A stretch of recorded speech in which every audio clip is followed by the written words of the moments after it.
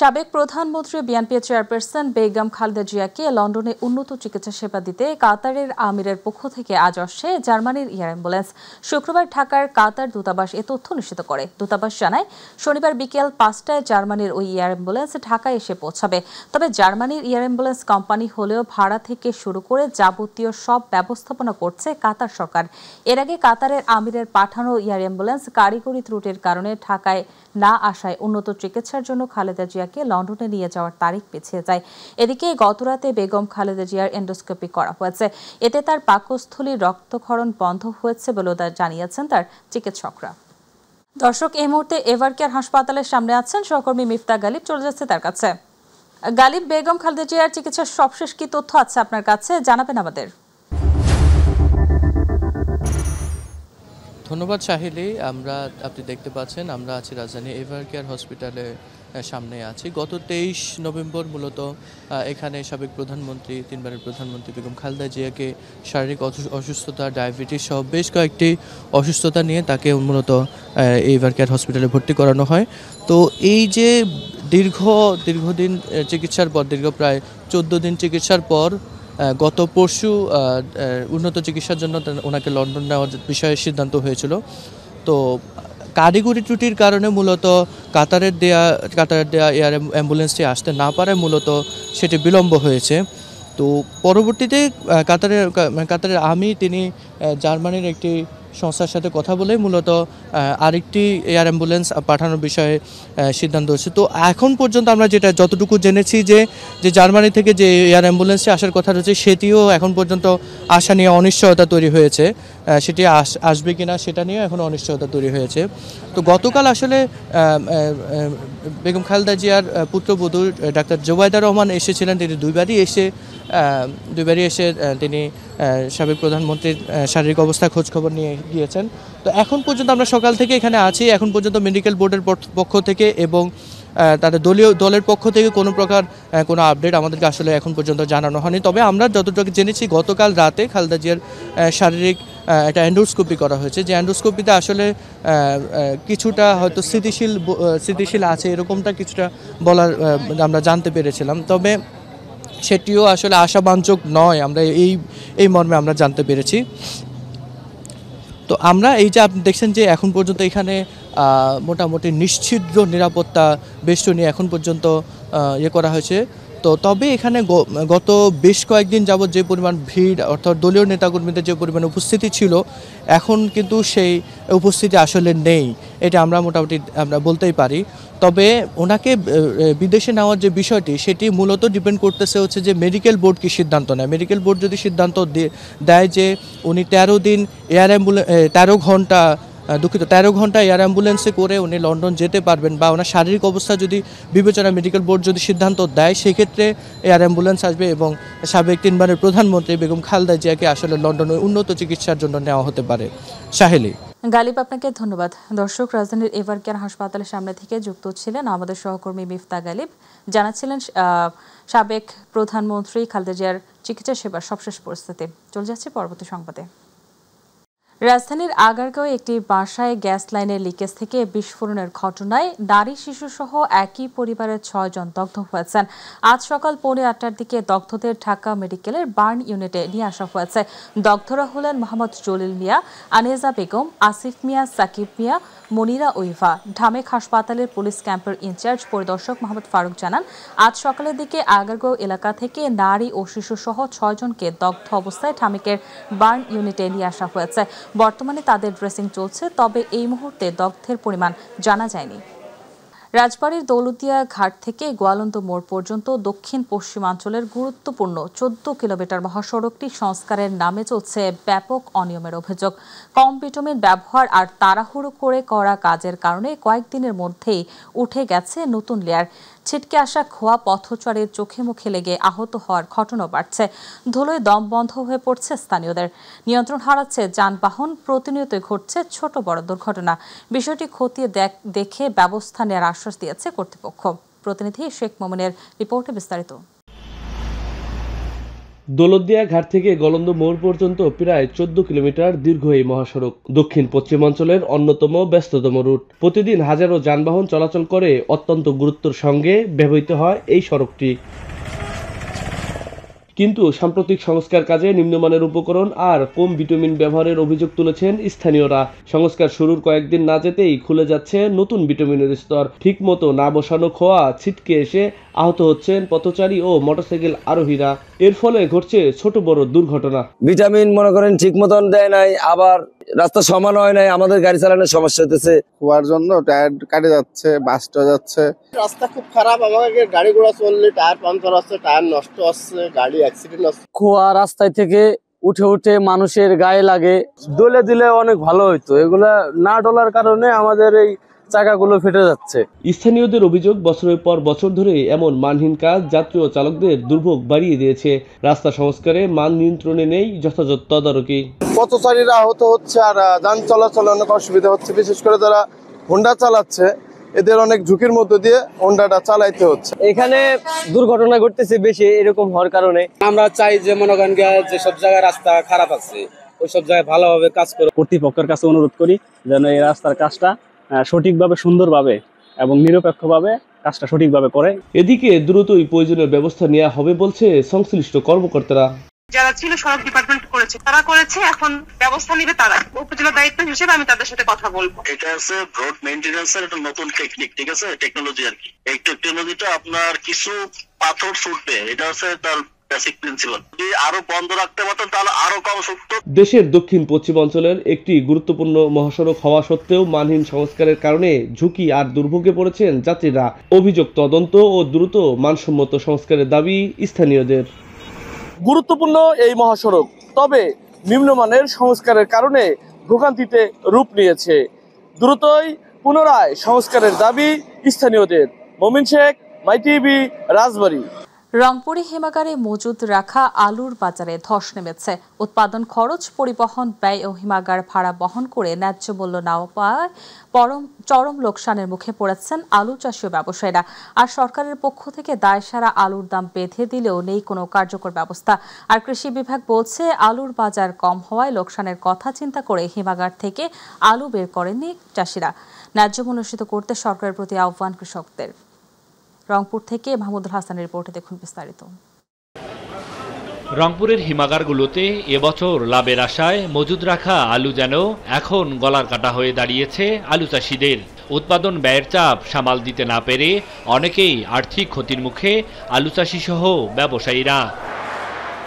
মৌসুমের শুরুতে ন্যায্য মূল্য পাওয়ার আশায় হিমাগারে পর্যাপ্ত আলু মজুদ করেন কৃষকরা, কিন্তু বর্তমানে বাজারে আলুর চাহিদা কম থাকায় কাঙ্ক্ষিত দাম নেই।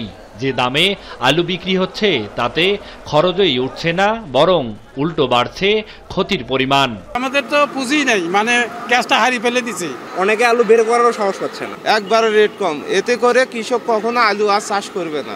কৃষকরা বলছেন হিমাগার ভাড়া, পরিবহন খরচ ও শ্রমিক মজুরি যোগ করলে কেজি প্রতি 20 থেকে 25 টাকা ব্যয় হয়। সেই আলু বিক্রি হচ্ছে মাত্র 10 থেকে 12 টাকা কেজি দরে। ফলে প্রতি কেজিতে 10 থেকে 13 টাকা লোকসান গুনতে হচ্ছে চাষিদের।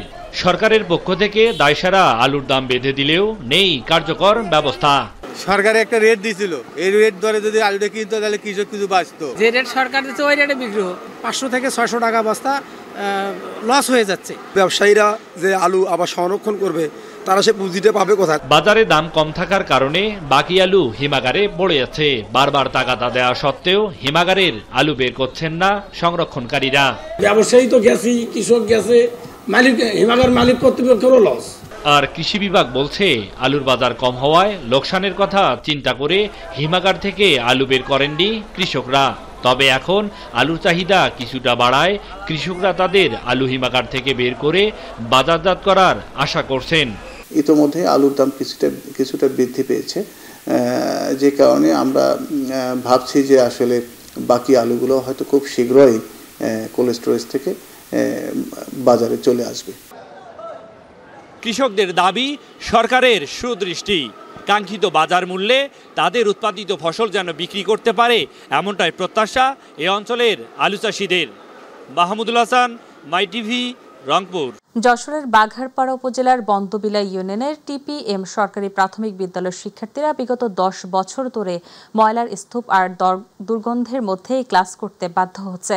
প্রশাসন সহ সংশ্লিষ্টের কাছে অভিযোগ করেও সমাধান মিলছে না, ফলে দিনে দিনে বাড়ছে কোমলমতি শিক্ষার্থীদের স্বাস্থ্য ঝুঁকি।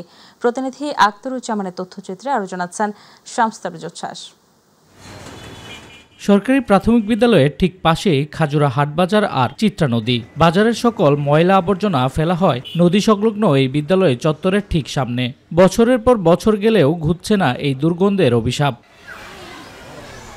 এই বিদ্যালয়ে বর্তমানে প্রায় 400 শিক্ষার্থী। অনেকে পরিবেশগত দূষণ আর দুর্গন্ধ সহ্য করতে না পেরে অন্য স্কুলে চলে গেছেন। প্রতিদিন ক্লাস চলাকালে শ্বাসকষ্টজনিত সমস্যায় অসুস্থ হয়ে পড়ে শিক্ষার্থীরা। এসব ময়লা আবর্জনার জন্য আমরা দুর্গন্ধ পাই। ময়লাতে আমাদের শ্বাস নিতে কষ্ট হয়। এখানে আগুন ধরিয়ে ময়লা পুড়িয়ে দেওয়া হয়, তখন এ থেকে যে ধোঁয়া সৃষ্টি হয় সেসব ধোঁয়া আমাদের আরও শ্বাসকষ্টে কষ্ট দেয়, অনেকে আবার অজ্ঞান হয়ে যায়। পাশে খাজুরা বালিকা মাধ্যমিক বিদ্যালয়ের শিক্ষার্থীরাও একই দুর্গন্ধের শিকার। স্থানীয়দের অভিযোগ, দুইটি বিদ্যালয়ের কয়েকশো ছেলে মেয়ে আজ দীর্ঘদিন ধরে স্বাস্থ্যজনিত ঝুঁকিতে রয়েছে। সম্প্রতি বিদ্যালয়ের প্রাচীরে থাকা লোহার গ্রিল চুরি যাওয়ায় দেখা দিয়েছে নিরাপত্তাজনিত উদ্বেগও। আমরা এই জায়গায় বাচ্চা নিয়ে এসে বসতে পারি না, দুর্গন্ধে, হাওয়া বাতাসে পরিবেশটাই নোংরা। আমাদের স্বাস্থ্যের ঝুঁকি এসে দাঁড়াইছে, আমরা সবাই মাঝে মাঝে অসুস্থ হয়ে যাই। পচা বজ্র আছে, ফেলার পরে বাচ্চারা যখন ক্লাস করে তখন তারা দুর্গন্ধে অনেক সময় ক্লাস করতে পারে না। বিদ্যালয় কর্তৃপক্ষ বলছে, সমস্যা সমাধানে একাধিকবার উপজেলা প্রশাসন ও হাট পরিচালনা কমিটির কাছে অভিযোগ করলেও কোনো সাড়া মেলেনি। খুব দুর্গন্ধযুক্ত, এখানে পরিবেশ অত্যন্ত নোংরা। এই বিষয়ে আমরা বিভিন্ন সময় বিভিন্ন জায়গায় ধর্ণা ধরেছি, কিন্তু আসলে কোনো প্রতিকার এখনো পাইনি। সংশ্লিষ্টরা বলছে, ময়লাখানা দীর্ঘদিনের সমস্যা, তারা বিষয়টি সমাধানের চেষ্টা করছে। বাজারের ময়লাগুলো সবই আমাদের স্কুলের আশেপাশে ফেলা হচ্ছে, এতে করে আমাদের প্রাথমিক বিদ্যালয়ের পরিবেশ দারুণভাবে বিনষ্ট হচ্ছে, আমাদের কোমলমতি শিক্ষার্থীদের সমস্যা হচ্ছে। আমাদের ইউনিয়ন ভূমি অফিসের সহায়তায় আমরা একটি খাস জমি চিহ্নিত করার কাজ করছি। খাস জমিটা নির্ধারিত হয়ে গেলে আমরা সেই নির্ধারিত জায়গায় ময়লা ফেলার ব্যবস্থা করব। বছরের পর বছর জমে থাকায় ময়লার স্তূপ দ্রুত অপসারণ করা হলে আবারও শিশুদের জন্য একটি স্বাস্থ্যকর শেখার পরিবেশ তৈরি হবে বলছেন স্থানীয়রা। শামস তাবরেজ উচ্ছ্বাস, মাই টিভি নিউজ ডেস্ক।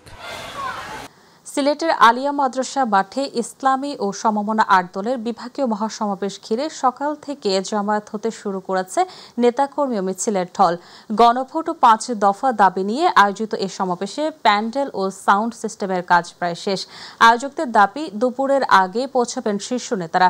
এতে যোগ দেবেন জামায়াতে ইসলামের আমির ডাক্তার শফিকুর রহমান, ইসলামী আন্দোলনের আমির পীর সাহেব চরমোনাই এবং খেলাফত মজলিসের আমির মাওলানা মামুনুল হক সহ 8 দলের নেতারা। সমাবেশ ঘিরে সিলেট মেট্রোপলিটন পুলিশ নিয়েছে কঠোর নিরাপত্তা ব্যবস্থা। ট্রাফিক নিয়ন্ত্রণও জোরদার করা হয়েছে। দুপুর 12টায় শুরু হবে মূল কার্যক্রম। নামাজ বিরতি শেষে বিকেল পর্যন্ত চলবে এই মহাসমাবেশ। চাঁদপুরের মতলব উপজেলার এক স্বাস্থ্যকর্মীর বিরুদ্ধে সরকারি চাকুরিতে থেকে প্রাইভেট হাসপাতাল পরিচালনার অভিযোগ উঠেছে। নৈতিকতা ও আইনগত প্রশ্নে সরব স্থানীয়রা। বিষয়টি খতিয়ে দেখে ব্যবস্থা গ্রহণ করা হবে বলে জানিয়েছে কর্তৃপক্ষ। বিস্তারিত জানাচ্ছেন শামস তাবরেজ উচ্ছ্বাস। চাঁদপুরের মতলব উপজেলা স্বাস্থ্য কমপ্লেক্সের স্বাস্থ্যকর্মী মিজানুর রহমান কাজল। সরকারি দায়িত্ব পালন করেই তিনি দীর্ঘদিন ধরে প্রাইভেট হাসপাতাল পরিচালনা করে এমন অভিযোগ তুলেছেন স্থানীয়রা। স্থানীয়দের অভিযোগ, স্বাস্থ্য কমপ্লেক্স থেকে রোগীদের নিজের প্রতিষ্ঠানে নিয়ে আসেন তিনি, এমনকি সরকারি কর্মঘণ্টায়ও প্রাইভেট হাসপাতালের কাজে ব্যস্ত থাকেন, যা আইন ও নৈতিক উভয় ক্ষেত্রেই প্রশ্নবিদ্ধ। না, সময় মতন আইসা রোগী নিয়ে বসে থাকতে হয়, ঠিক আছে। ডাক্তাররা নিজের স্বাস্থ্যের জন্য অনেকে নিজের ইচ্ছা মতো বাসায় গিয়েও চিকিৎসা করায়। স্বাভাবিক জ্ঞানে যেটা আসলে ভালো বিষয় না বা ভালো বস্তু না, অনিয়ম। অভিযোগ উঠেছে উপজেলা স্বাস্থ্য কমপ্লেক্সের পাশে সাকিব হাসপাতাল ও আইসিসি ডিআরবির সামনে মা ও শিশু হাসপাতাল, এই দুইটি প্রতিষ্ঠান পরিচালনায় তার সম্পৃক্ততা রয়েছে। স্বাস্থ্যসেবার খাতে অনিয়ম বন্ধে কঠোর ব্যবস্থা নেওয়ার দাবি সচেতন মহলের। আমি যতটুকু জানি যে গভর্নমেন্ট হসপিটালের ডক্টর যারা আছেন তারা যে কোনো প্রাইভেট হসপিটালে চেম্বার করতে পারবে তাদের অফিস আওয়ারের পরে, কিন্তু কোনো হসপিটালে পরিচালনা করতে পারবে না। কোনো গভর্নমেন্ট অফিসিয়াল ব্যক্তিগতভাবে কোনো ব্যবসা প্রতিষ্ঠানের সাথে নিজে যুক্ত হতে পারেন না আসলে, যতক্ষণ উনি গভর্নমেন্ট অফিসিয়াল হিসেবে কাজ করছেন। অভিযোগের বিষয়ে মিজানুর রহমান কাজল জানিয়েছেন তিনি এমন আইনের বিষয়ে জানতেন না। আসলে আমরা যে ছোট চাকরি করি, আমি তো আইন বিষয়ে কোনো পড়িও নাই, জানিও না, এই বিষয়টা আমি অবগত না। যেহেতু আজকে মানে মোটামুটি আপনাদের দ্বারা একটা ধাক্কাই খাইলাম, ধাক্কাই যেহেতু খাইছি তাহলে আমার বিষয়টা একটু জানতে হবে আসলে আইনের বিষয়টা কি। এদিকে উপজেলা স্বাস্থ্য ও পরিবার পরিকল্পনা কর্মকর্তা জানান তিনি বিষয়টি জানেন না, খোঁজ নিয়ে সত্যতা পেলে তার বিরুদ্ধে ব্যবস্থা নেওয়া হবে। এখানে কি চাকরি করে কিনা বা অনেক কোনো জব লেটার দিয়ে কোনো চাকরি করে কিনা এটা তো আমার দেখতে হবে, এটা তো দেখতে হবে। তাহলে এরকম কোনো অভিযোগ বা এরকম কোনো তথ্য আমার কাছে না রাখা যাবে। সরকারি স্বাস্থ্যসেবা জনগণের মৌলিক অধিকার। দায়িত্বে থাকা কেউ ব্যক্তিগত ব্যবসায় যুক্ত হলে তা অবশ্যই নজরদারি ও নিয়ন্ত্রণের আওতায় আনা জরুরি বলছেন সংশ্লিষ্টরা। শামস তাবরিজ উচ্ছ্বাস, মাই টিভি নিউজ ডেস্ক। দিনাজপুরের পার্বতীপুরে fire service and civil defence স্টেশনের একমাত্র সেকেন্ড কল গাড়িটি যান্ত্রিক ত্রুটির কারণে দীর্ঘদিন যাবৎ বন্ধ থাকায় মাই টিভিতে সংবাদ প্রচারের পর বিষয়টি নজরে আসে সংশ্লিষ্ট কর্তৃপক্ষের। পরে চট্টগ্রাম থেকে যন্ত্রাংশ এনে মেরামতের মাধ্যমে গাড়িটি আবারও সচল করা হলে এলাকাবাসীর মাঝে স্বস্তি ফেরে। এই ঘটনায় মাই টিভি সহ সংশ্লিষ্ট সকলের প্রতি কৃতজ্ঞতা জানিয়েছেন এলাকাবাসী। সেই সাথে দেশের একমাত্র বড় পুকুরিয়া কয়লা খনি, পাথর খনি, ইন্ডিয়া বাংলাদেশ ফ্রেন্ডশিপ পাইপলাইন প্রকল্প, রেলহেড অয়েল ডিপো সহ রয়েছে প্রায় 10টিরও বেশি অতি গুরুত্বপূর্ণ স্থাপনা থাকায় এলাকায় অত্যাধুনিক সুবিধা সম্পন্ন একটি ফায়ার স্টেশনের দাবি জানান তারা। ভারত থেকে পাইপের মাধ্যমে তেল আসে, এর রেলওয়ে ডিপো আছে এবং আমাদের উত্তরবঙ্গে তেল সাপ্লাই হয়। পুলে থাকার কারণে আমাদের দুর্ঘটনার সম্ভাবনাটা বেশি। অতএব আমাদের যে ফায়ার সার্ভিসের ইউনিটটা আছে এটা আরও উন্নতি করার দরকার। একটা স্পেশাল ফায়ার সার্ভিসের ইউনিটের দরকার। আমাদের এই ফায়ার স্টেশন অনেক দিন বন্ধ ছিল, আমরা খুব ঝুঁকিপূর্ণ অবস্থানে ছিলাম। মাই টিভি সংবাদের মাধ্যমে সেই ইউনিটটি আবার পুনরায় চালু করা হয়েছে। আমি আশা করব যাতে সেই ইউনিটটি চালু থাকে। বিএনপি চেয়ারপারসন বেগম খালেদা জিয়ার রোগ মুক্তি সুস্থতা কামনা করে সিলেট স্বেচ্ছাসেবক দলের বৃহত্তর মদিনা মার্কেট ইউনিটের উদ্যোগে শুক্রবার নগরীর আখালিয়া নবাবী জামে মসজিদে দোয়া মাহফিল অনুষ্ঠিত হয়েছে। দোয়া মাহফিলের প্রধান অতিথি হিসেবে উপস্থিত ছিলেন সিলেট মহানগর বিএনপির ভারপ্রাপ্ত সভাপতি রেজাউল হাসান কয়েস লোদি, কোতোয়ালি থানা স্বেচ্ছাসেবক দলের আহ্বায়ক কামরুজ্জামান দীপু, মহানগর আহ্বায়ক কমিটির সদস্য তসির আলী, আবির হাসান মুহিন সহ বিভিন্ন নেতৃবৃন্দ। দোয়া মাহফিলে বেগম খালেদা জিয়ার দীর্ঘায়ু, দ্রুত সুস্থতা এবং দেশের কল্যাণ ও শান্তি কামনায় বিশেষ মোনাজাত করা হয়। বিএনপির চেয়ারপারসন বেগম খালেদা জিয়াকে দেখতে রাজধানীর এভারকেয়ার হাসপাতালে পৌঁছেছেন দলের ভারপ্রাপ্ত চেয়ারম্যান তারেক রহমানের স্ত্রী ডাক্তার জুবাইদা রহমানের সাথে লন্ডন মহানগর স্বেচ্ছাসেবক দলের সাধারণ সম্পাদক শেখ সাদেক। লন্ডন থেকে ঢাকার হযরত শাহজালাল আন্তর্জাতিক বিমানবন্দরে পৌঁছেছেন। পরে শুক্রবার বিকেলে তিনি সিলেট বিমানবন্দরে অবতরণ করেন। এ সময় সিলেট জেলা বিএনপির সভাপতি আব্দুল কাইয়ুম চৌধুরী সহ বিভিন্ন পর্যায়ের নেতারা সেখানে উপস্থিত ছিলেন। বাংলাদেশ জাতীয়তাবাদী দল বিএনপির চেয়ারপারসন ও সাবেক প্রধানমন্ত্রী বেগম খালেদা জিয়ার রোগ মুক্তি ও সুস্থতা কামনায় কুষ্টিয়ার খোকসায় দোয়া মাহফিল অনুষ্ঠিত হয়েছে। শুক্রবার খোকসা উপজেলা বিএনপির আয়োজনে বোড়াগাছা বাজারের এই দোয়া মাহফিল অনুষ্ঠিত হয়। অনুষ্ঠানে রুহুল আমিনের সভাপতিত্বে প্রধান অতিথি ছিলেন কুমারখালী উপজেলা বিএনপির সভাপতি নুরুল ইসলাম আনসার প্রামাণিক। প্রধান বক্তা ছিলেন খোকসা উপজেলা বিএনপির সভাপতি বীর মুক্তিযোদ্ধা মোহাম্মদ আলাউদ্দিন খান। এ সময় বিএনপির নেতাকর্মী সহ আরও অনেকে উপস্থিত ছিলেন। বিএনপির কেন্দ্রীয় ভাইস চেয়ারম্যান অ্যাডভোকেট নিতাই রায় চৌধুরী বলেছেন, দেশনেত্রী বেগম খালেদা জিয়ার সুস্থতার জন্য দেশের মানুষের হৃদয়ে যে আকুলতা তৈরি হয়েছে তা প্রমাণ করে গণতন্ত্রের লড়াই তিনি এখনও জাতির আশা ও ভরসার প্রতীক। শুক্রবার মাগুরার মোহাম্মদপুরের খুলিয়া গ্রামে বিএনপি অঙ্গ সংগঠনের উদ্যোগে আয়োজিত দোয়া ও আলোচনা সভায় প্রধান অতিথির বক্তব্যে তিনি কথা বলেন। অনুষ্ঠানে সঞ্চালনা করেন যুবদল নেতা সোহেল রানা এবং সভাপতিত্ব করেন ইকরামুল হক। শেষে দেশনেত্রীর দ্রুত সুস্থতা কামনায় বিশেষ দোয়া মোনাজাত করা হয়।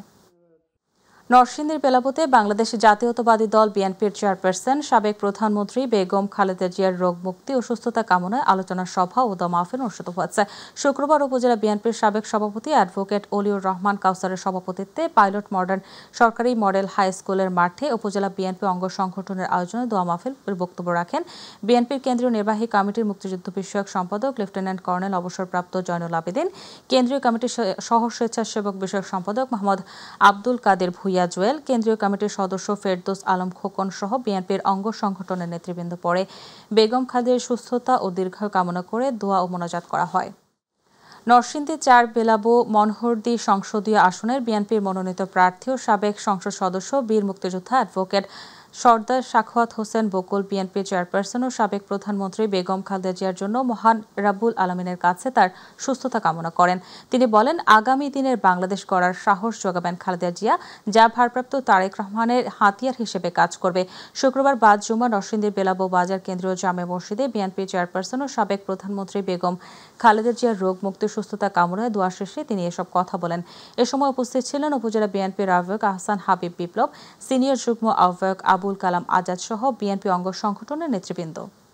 কুষ্টিয়া শহর জামাতের উদ্যোগে কর্মী ও সুধী সমাবেশ অনুষ্ঠিত হয়েছে। শুক্রবার শহরের পাবলিক লাইব্রেরি মাঠে এ সমাবেশ হয়। শহর জামাতের সভাপতি এনামুল হকের সভাপতিত্বে সমাবেশে প্রধান অতিথি ছিলেন কুষ্টিয়া জেলা জামাতের আমির অধ্যাপক আবুল হাশেম। বক্তব্য রাখেন কুষ্টিয়া ৩ আসনে জামাত মনোনীত সংসদ প্রার্থী মুফতি আমির হামজা সহ অন্যান্যরা। সমাবেশের বক্তারা বলেন, দেশে নির্বাচন নিয়ে ষড়যন্ত্র শুরু হয়েছে। দেশে আর কোনো চাঁদাবাজি, জুলুমবাজি, লুটপাট চলবে না। নতুন করে কোনো কেউ ফ্যাসিবাদ কায়েম করার চেষ্টা করলে জনগণকে সাথে নিয়ে আবারও ৫ আগস্টের মতো রাস্তায় নামা হবে। বাংলাদেশের ৩০০ এমপির ১৫১ জন যদি আমরা কোরআন বুকে নিয়ে এবার যেতে পারি, আল্লাহর কসম যেগুলো এতদিন আপনাদের সামনে বলেছি ওইগুলো আমরা সংসদে কার্যকর করব। যে মানুষেরা দুর্নীতি করে না, যে মানুষেরা চাঁদাবাজি করে না, যেই মানুষেরা টেন্ডারবাজি করে না, যেই মানুষেরা অপরের অধিকার হরণ করে না, সেই মানুষগুলো দিয়েই আগামীর এই সোনার স্বপ্নের বাংলাদেশ আমরা গড়ব ইনশাআল্লাহ।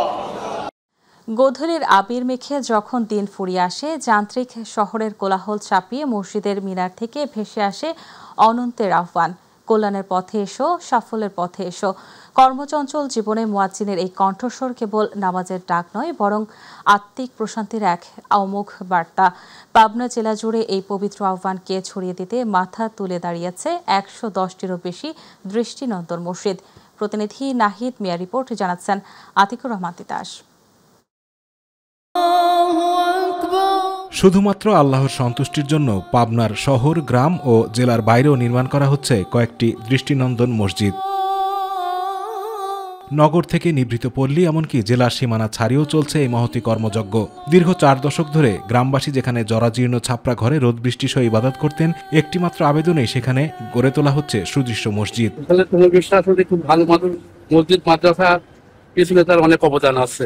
আমাদের এই মসজিদের সার্বিক সহযোগিতা করেছেন অ্যাডভোকেট শিমুল বিশ্বাস।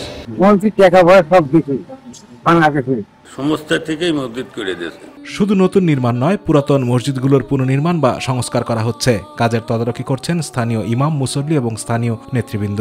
আমরা 2 গ্রামের লোক লাগি মনে করেন জায়গা দিচ্ছি মসজিদে।